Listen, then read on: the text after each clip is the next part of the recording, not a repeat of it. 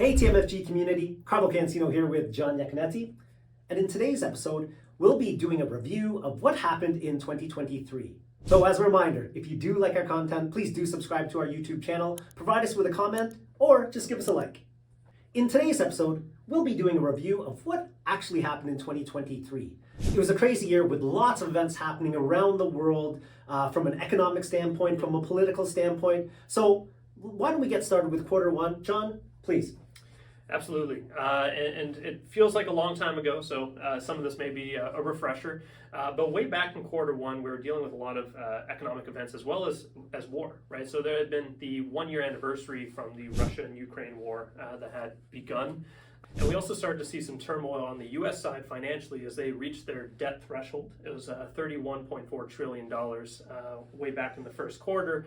And we also started to see the effects that had on the banking sector, as everyone recalls the Silicon Valley Bank having gone under in the U.S. and the turmoil that caused and I guess concern it caused for investors all over the world. But with those events going on, inflation was at a very high number.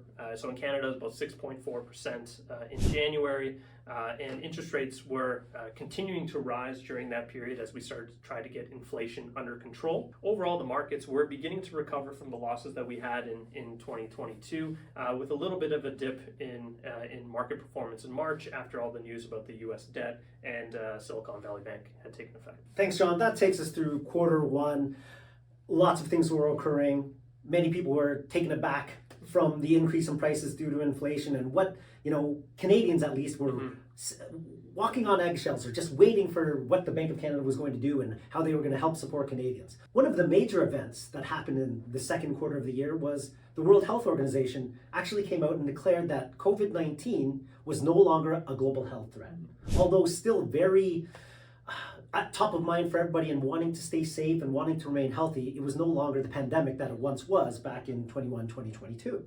In addition to that, more local in Canada, those wildfires raged on the east coast in Quebec, not necessarily the coast, but in Quebec, but also on the west coast of Canada as well. So a lot of people were uprooted and, just taken out of their daily lives. And it was tough for many of us Canadians who weren't being impacted by it to see happen to our fellow Canadians. So lots of events like that had occurred that were having an impact on the market. And what else did? John, you talked about it in quarter one. Inflation. Inflation was actually reacting to what the Bank of Canada was doing with the interest rate hike. So in actuality, it had dropped from 4% down to 3% to the end of April. I often talk about uncertainty in the world that plays a role in volatility in the market. Well, with inflation starting to come down, that actually had a very good impact on the markets, and we started to see a rally in the stock market from the 2022 lows. Okay, so as we got midway through the year, we started to see markets beginning to pick back up. Things were looking a little bit more optimistically. But as we got into quarter three, a lot of tensions politically were starting to happen, obviously between Russia and Ukraine, as we already knew, but also between Palestine and Israel that had started to play an effect onto the market. So aside from the political tension that we had in quarter three around the world, we also had inflation still continuing to rise just slightly through the course of quarter three. Overall down still from last year, but higher than what it was in quarter two. And that also caused the Bank of Canada then to make a reactionary adjustment even to interest rates, as interest rates were on the rise throughout July and August as well. So with the back and forth between political tensions as well as inflation issues and interest rates, markets were doing the exact same thing. They were yo-yoing back and forth, actually ended up a little bit down as we got into September, just due to those political tensions and what was coming, I guess, for quarter four. Yeah, thanks, John. So going forward into quarter four, those political tensions actually turned into a war between Israel and Palestine. And again, it has an impact on the market. We can't attribute market volatility to that specific event alone, but it did trigger some uncertainty, and so markets started to be volatile. And October in particular was very bad. Again, thinking about the inflation, rates started to peak. And interest rates peaking means that inflation seems to be under control. Not at the level that the Bank of Canada in particular would like them to see, but feeling very confident that the rate of inflation was going to drop to that 2 to 3% level. So it was actually coming out in the Bank of Canada that we may have reached peak interest rates where no interest rate hikes would be in the near future. And the US actually came out, the Federal Reserve actually came out and said they're likely to start reducing rates into the first quarter of 2024. And that provided a lot more confidence to the economy, and it resulted in a pickup to the market. So if you've been watching up until now, November and December, the market has been quite good. I think we're into our 7th week of a straight rally in the market, both in the US and Canada and globally. Yeah, and really what this tells us, or 2023 has actually been a really good example of not overreacting to the negative news headlines you see.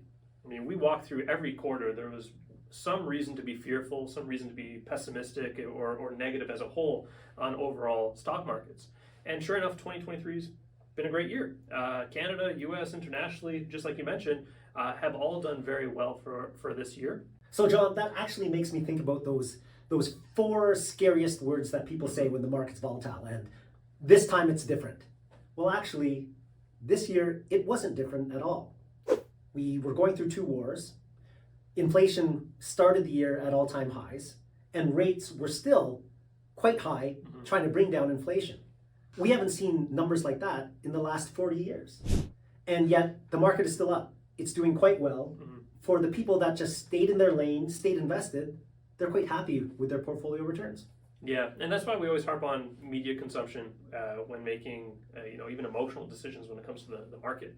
The media at the end of the day is trying to sell these events, trying to sell these headlines, and what sells, unfortunately, is negativity. So people tend to get lost in that loop of thinking negative headlines mean negative stock market returns. Well, sure enough, not exactly 100% correlated in that way.